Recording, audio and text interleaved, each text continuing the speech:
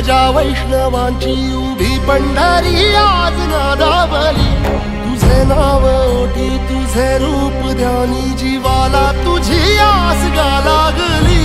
जरी बाप साऱ्या जगाचा परी तू आम्हाले कराची विठू माऊली.